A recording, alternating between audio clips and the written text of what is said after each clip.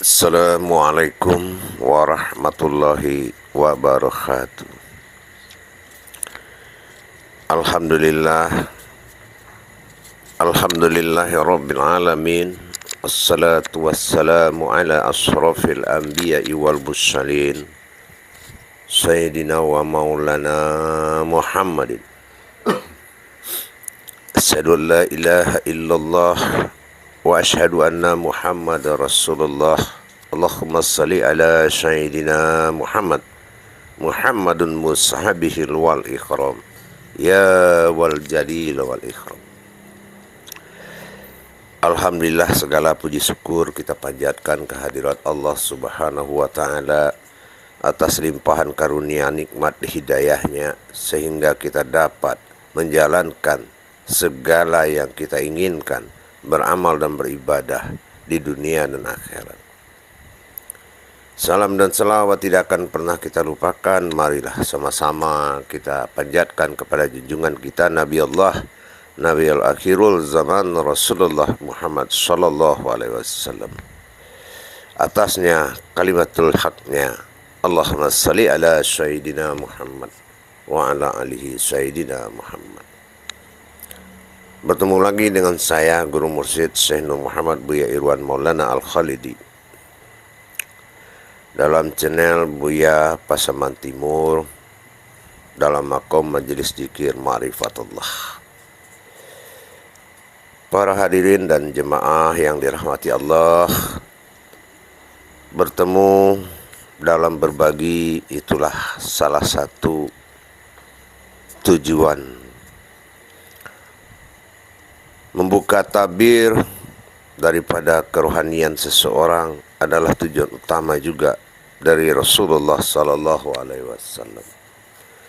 Nikmat Allah yang paling besar itu adalah suatu pertemuan kerohanian seseorang dengan Allah subhanahu wa ta'ala.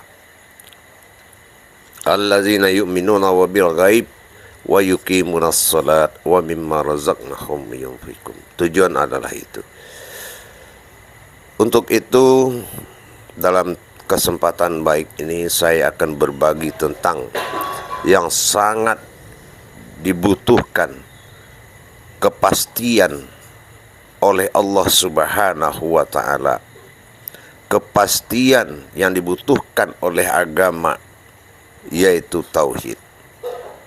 Dalam hal ini, apapun yang akan saya sampaikan harus berakhir kepada tauhid, karena tauhid ini adalah jalan salah satu yang dihalalkan oleh Allah untuk mendekatkan diri kepadanya. Pada kesempatan ini saya akan memberikan suatu pandangan, suatu makna rahasia yang sangat tertinggi di dalam Islam dan diri kita. Di dalam ilmu ketuhanan apapun yang kita lakukan kepada Allah, semua harus memiliki keputusan, baik itu keputusan syariat, hakikat, tharikat, dan ma'rifat. Kalau suatu pekerjaan tidak ada keputusan, maka pekerjaan ini belum dikatakan selesai. Nah, dalam rukun Islam, keputusannya adalah La ilaha illallah, itu keputusannya. Muhammad Rasulullah. Jadi kalau kita sudah ada keputusan, maka disandarkanlah seluruh kemampuan dan kekuatan serta keinginan dan makom-makomnya dihimpun dalam satu kalimat La ilaha illallah. Jembatan, jalan menuju suatu keputusan ma'rifat, baik itu dalam sholat maupun dalam mengamalkan diri, memperjalankan Allah kepada diri dalam kalimat La ilaha illallah. Maka dalam tayangan ini akan saya menyatakan suatu pemahaman tauhid yang saya kasih judul La ilaha illallah di dalam 1000 ma'rifat. Jadi kalau kita para jemaah dan hadirin mengkaji suatu kajian, setelah kita mengkaji suatu pemahaman, maka kebenaran daripada sebuah kajian adalah keputusan. Nah, disinilah tugas kita, bagaimana menyatakan kajian itu di dalam kalimat la ilaha illallah. Meskipun kita akan memperjalankan seperti kajian diri, tauhid zuhuriyah, tauhid rububiyah, mau bedah Al-Quran, mau bedah diri. Ingat kata Allah, belum afdol itu semua kalau belum dijalankan dengan penentu keyakinan, penentu jalan Allah yang telah diridhoi, yaitu la ilaha illallah. Nah, makanya Allah bilang, sebelum kamu berzikir kepada Allah, maka kamu harus mengenal Allah terlebih dahulu. Belum mampu kita menghidupkan, menyatakan la ilaha illallah itu dalam suatu ayat yang hidup, masih mati, masih berupa ayat, masih berupa ayat di dalam diri kita, maka itu dikatakan belum kalimatul haq. La ilaha illallah adalah pintu gerbang keputusan. Seperti kita sholat, sholat itu keputusannya la ilaha illallah. Kita dengar orang azan, azan ditutup dengan la ilaha illallah, tidak dua kali diulang, berarti itu keputusan. Nah, kalau kita menjalankan semua amalan, contoh kita menjalankan amalan rahasia bismillah, tapi untuk menghimpun itu menjadi batang tubuh yang hak, maka kita wajib mendirikan ayat yang hak, yaitu ayat tauhid. Makanya afdolul zikri, afdolnya sebuah zikir itu, fa'alam annahu, setelah dia mengenalku la ilaha illallah, dalam kalimat la ilaha illallah. Kita perhatikan, kalau kalimat la ilaha illallah jatuh ke diri, jatuh kepada amalan, jatuh kepada ibadah, jatuh kepada ilmu, jatuh kepada hajat, jatuh kepada kodrat, itulah yang diminta oleh Allah, kalimatul haq. Kalau syahadat ini tidak hidup, kalau syahadat ini tidak nyata, belum menjadi kalimatul haq, maka amalan itu tidak ada ruhnya. Jadi ruh semua amalan, ruh berhayat semua amalan adalah la ilaha illallah. Nah, saya percontohkan berupa keputusan. Umpamanya kita mengkaji bismillah, bagaimana batin membungkus sir itu yang berwujud nur, milah kepada Rahman, kepada An-Nazir manusia, berdiri sebagai An-Nasir manusia, sirnya manusia. Nah, itu akan dihimpun la pada bis, illaha pada Allah bersifat zahir pada jasad. Nah, illah kepada sifat Rahman yang batin pada diri, Rahim. Nah, disinilah dikatakan la ilaha illallah, dilah tulah rahim. Jadi seperti itu. Jadi kalau kita memberikan keputusan kepada sebuah amalan, la ilaha illallah, sandarannya apa? La, lam, alif, illaha, tiada yang nyata, illah, melainkan Allah. Nah, umpama itu kaji diri. Nah, bagaimana kita memutuskan satu perkara? Kita lihat diri kita.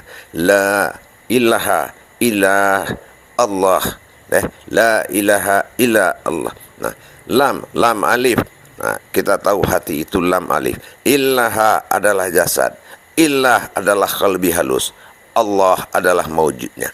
Nah, jadi kalau kita sudah bisa menghimpun suatu ilmu dan menghidupkan suatu amalan dalam kalimat la ilaha illallah, berarti itu adalah ilmu Allah semata.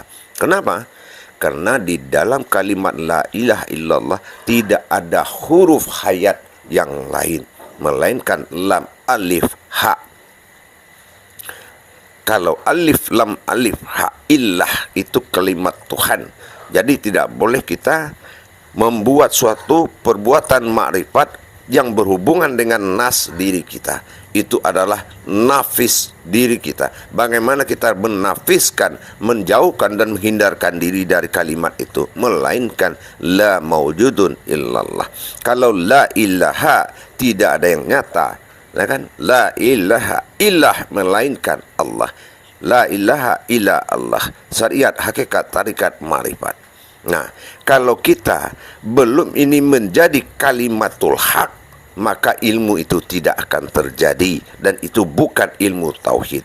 Nah, kalau ilmu ini pemahamannya tidak bisa dimasukkan dan tidak hayat di dalam kalimat la ilaha illallah, berarti la maujudun illallah itu bukan yang maujud itu Allah, bukan Allah yang berbuat, itu kamu-kamu aja, kita-kita aja. Maka dalam hal ini, kalau kita mengatakan Allah fi zahir wallah fi batin, apapun sandaran kaji, nah disinilah kalimatul haq, penyaringan. Kalau sudah bisa hayat makrifat di dalam kalimat la ilallah, maka dikatakanlah itu ilmu tauhid. Karena ilmu tauhid ini adalah ilmu tertinggi. Nah, di situ para jemaah yang dirahmati Allah, la ilaha illallah. Contoh, kita akan buat 7 la ilaha illallah, padahal saya bilang itu 1000 ma'rifat. Nah, kita ambil percontohan 7. Contoh sekarang, kita ingin menyatakan tiada yang maujud melainkan Allah. Nah, coba dengan la ilaha illallah, kemana sandarannya? Ya kan? La, lam, alif, ya, itu adalah alam sirnya Allah, yaitu batin. Ditarik nafas ke atas, illaha, maujud pada jasad, turun ilah, makom hati adalah makom sir batin, naik ke atas lagi Allah. 2 kali nafas pula balik, sudah berubah wujud menjadi la maujudun illallah, tidak ada yang maujud melainkan Allah. Begitu juga kita solat, lam alif, naiklah tubuh diri tadi, tubuhnya Allah, lam alif, illaha, yang hadir dan nyata, ya kan? Illah, Tuhan Allah. Kalau sudah yang nyata di diri kita, batin illah, tuh jasad Allah, maka berhadapan ilah dengan Allah, la ilaha illallah.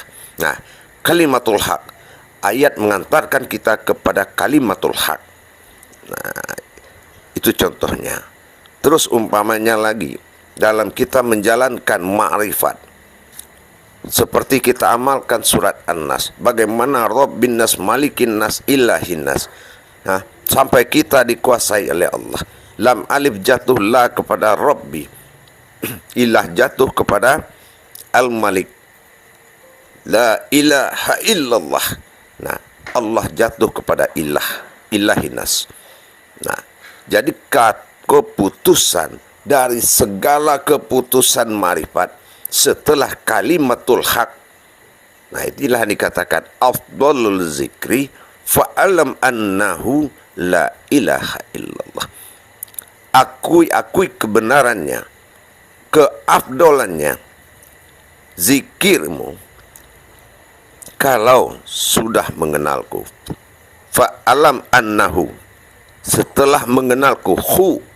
Nah, disitulah setelah mengenalku. Jadi kalau kita belum bisa mewujudkan maujudullah dengan kalimat la ilaha illallah, jadi tidak perlu semua amalan itu dibaca.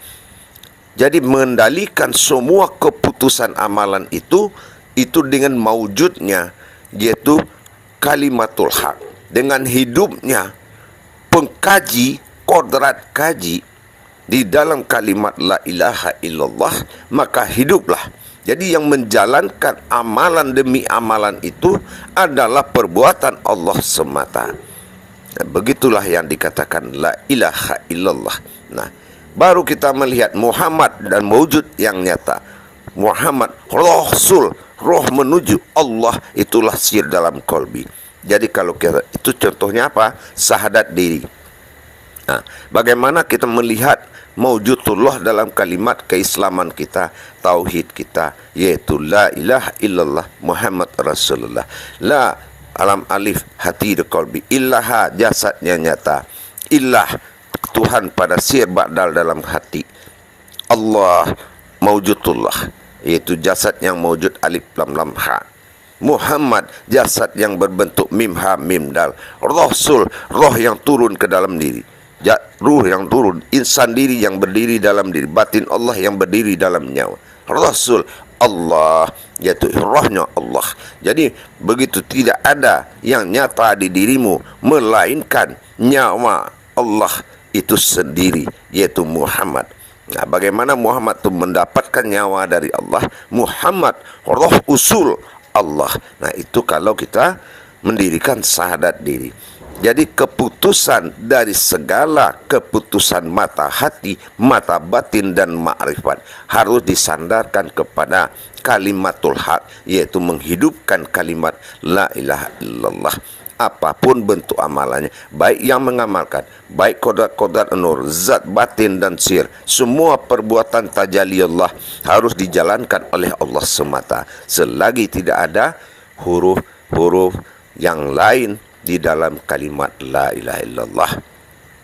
Berikut umpama, kita perlihatkan contohnya, kita bertahlil di rumah orang lain supaya mengantarkan hajatnya sampai kepada Allah. Kontak Allah dengan orang yang berhajat adalah kontak batin. La lam alif markubah jantung. Ini perhatikan cara kita membantu orang lain dengan kalimat la ilah.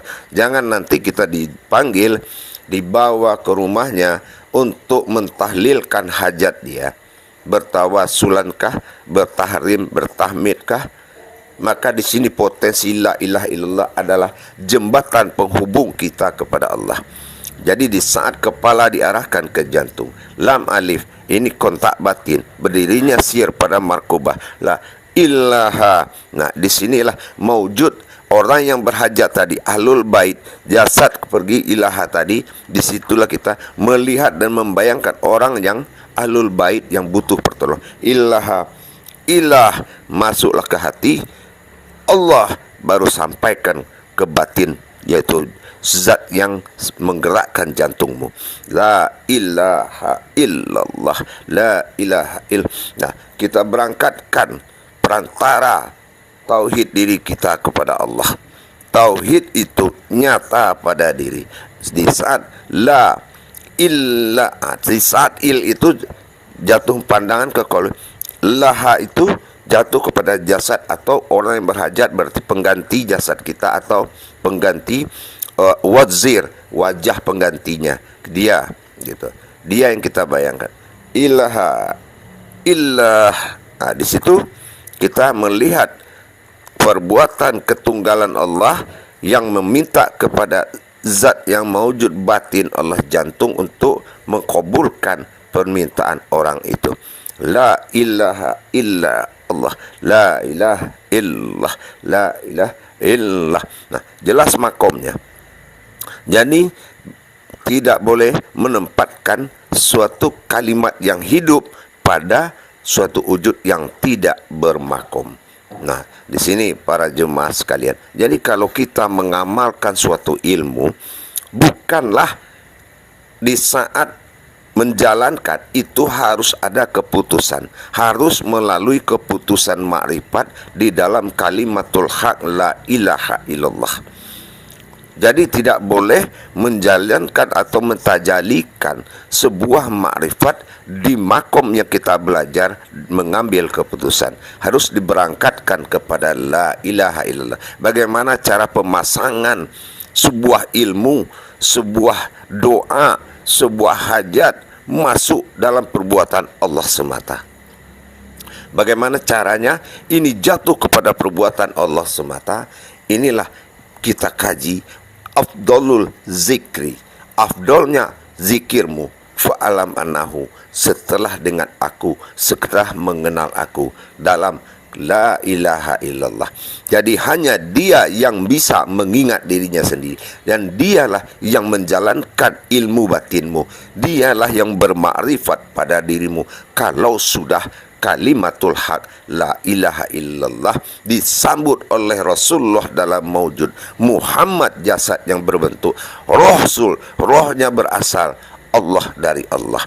Jadi kalau kita sudah melihat, baru kita melarikan marifatul ruhnya yang akan melakukan niat tadi, maujud Allah pada Muhammad, dikatakan Muhammad Rasulullah. Baru yang kedua, la ilaha illallah. Kemana? Apa amalannya? Jadi pasangkan dalam ilmu tauhid itu keputusan. Jadi mengamalkan ilmu batin setelah dapat hakikat daripada amalan, harus masuk ke dalam keputusan Allah, dalam keputusan hanya Allah, dalam ilahannya melakukan semata-mata kepada kita. Kenapa? Potensi dalam syahadat itu kita hanya menyaksikan dan seorang saksi, menyaksikan diri yang bersaksi menjalankan amanah Allah. Siapa diri yang bersaksi? Itulah dia sifat Allah dan zat Allah itu sendiri, yaitu la ilaha illa Allah, Muhammad Rasul Allah. 7 dia. Jadi kalau dia sudah menjadi 7, berarti itu adalah sifat. Perbuatan sifat. Perbuatan Allah yang dilakukan oleh sifatnya sendiri. Itu yang dikatakan dengan sifatullah. Jadi bermakom Allah dalam izzatullah, mawujud Allah dalam sifatullah, Muhammad Rasulullah. La ilaha illallah awal marifatullah. Dalam Muhammad Rasulullah awal marifatul ruh. Jadi kerangka la ilaha illallah, mawujudnya Muhammad mim ha mim Rasul adalah batin, Allah adalah khadim, yaitu batin sir yang berdiri di dalam ini. Kalau dilah muncul, kalau sudah berdiri azalinya Allah, qalbi kalau orang bilang, rumahnya Allah, mata ilnya, alam lail itu adalah qalbi. Disinilah la ilaha illallah. Jadi kalau batin itu cepat dengan ma'rifatnya, mawasannya itu perbuatan Allah semata, dan cepat kita lakukan, jangan sampai kita yang sadar melakukan, karena tidak ada huruf di dalam itu yang mewakili kita. Insya Allah inilah keputusan Allah. Makanya dalam Islam la ilaha illallah ayat tauhid paling tertinggi sebelum sholat, paling tertinggi sebelum sholat. Ingat para jemaah, tidak dihalalkan olehmu mengkadimkan sebuah ilmu kalau tidak hayat atau tidak kalimatul haq, yaitu syahadat atau pernyataan dan perbuatan satunya Allah dalam kalimat la ilaha illallah, dan diwujudkan permintaan itu melalui Muhammad Rasulullah dalam perbuatan kerangka diri Allah. Jadi kalau kita sebut dalam bahasa marifat, jasad Allah dalam la ilaha illallah, berwajah Allah dalam bermuhammadun Rasulullah, berkodrat Allah dalam Muhammadur Rasulullah, dan beradam Allah dalam Nabi Allah. Nah itulah yang dikatakan baginda Rasulullah adalah Adam, dan baginda wujudullah adalah Muhammad kerohanian, dan dikatakan al-sainatullah adalah perbuatan Allah dalam kemanusiaan. La ilaha illallah. Para jemaah yang dirahmati Allah rahimakumullah, kenapa semua amalan itu disandarkan dalam perbuatan Allah semata? Jadi kalau kita mengkaji Allah, baik apapun hakikat Allah yang kita kaji, tapi tidak bisa menyandarkan dengan kalimat la ilaha illallah, maka tetap kita mempersekutukan Allah. Ingat kata-kata saya, kalau tidak kalimatul haq, kalau tidak bisa menyandarkan hidup hayat nyatanya sebuah amalan itu dengan kalimat la ilaha illallah, dan dilakukan oleh Muhammad Rasulullah dalam kodratnya, mim kepala hadada, mim perut dal kaki, Rasul Allah. Kalau kita tidak tahu itu, berarti kita tetap mempersekutukan Allah. Maka dalam ilmu tauhid itu, dia bisa menampung segala atau 1000 ma'rifat, asal kamu jangan melakukan dan merasa kamu yang melakukan dalam kalimat itu. Sesungguhnya la maujudun illallah, tiada yang maujud melainkan Allah, itu adalah la ilaha illah Allah, Muhammad Rasul Allah. Syahadat itu harus terlihat nyata, tidak ada yang tersembunyi.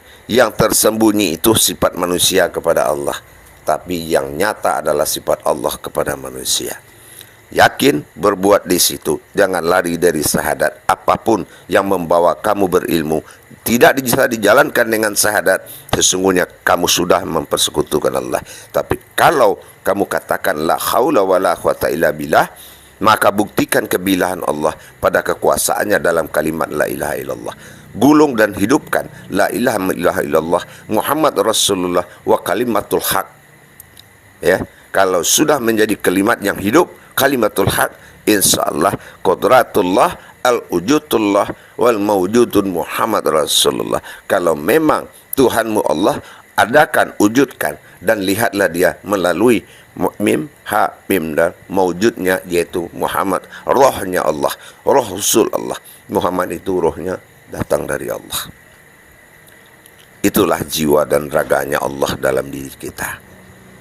Kalau wajahmu, wajhatu wajhiya lillazi fataras samawati, kalau memang wajahmu adalah wajah Allah yang disembunyikan antara langit dan bumi, berarti ragamu adalah raga Allah semata yang dihibahkan kepada Muhammad, mim ha mim dal, wajah milik Allah. Kalau kamu bisa atau orang lain bisa memisahkan wajah Allah dengan jasadnya Allah, barulah dia bisa menganiaya dan membinasakanmu. La ilaha illallah wala na'mutu. Tidak ada kematian di jalan la ilaha illallah. Tidak ada yang bisa mematikan orang yang di jalan qadar la ilaha illallah dan maujud Muhammad. Bagaimana cara memisahkan? Bagaimana cara memisahkan wajah Allah, wajahnya Muhammad dengan jasad dirinya Allah? Nah, disitulah ikatan batin kita kepada Allah dalam kalimat la ilaha illallah wa maujudun mullah dan Muhammadun Rasulullah. Jadi ingat, kalau Allahu la ilaha illallah, artinya sudah tidak lagi sandaran melainkan maujudullah semata.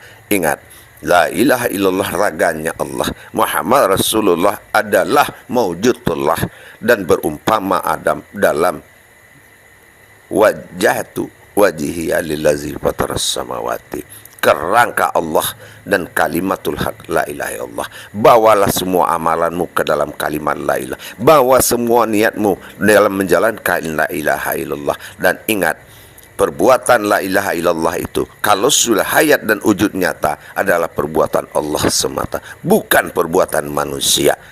Ingat, itu keputusan tauhid. Makanya menentukan, kalau tidak nyata wujud Allah dalam solatmu, tidak mewujud Muhammad sebagai imammu, maka belum dikatakan kamu solat.